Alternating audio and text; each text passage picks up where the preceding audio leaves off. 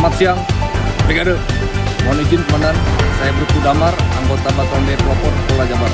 Izin melaporkan kegiatan SAR evakuasi warga yang terdampak banjir bandang di Desa Cidadap, Kecamatan Sumbenar, Kabupaten Sukabumi. Untuk warga total sudah dievakuasi keseluruhan 38 orang.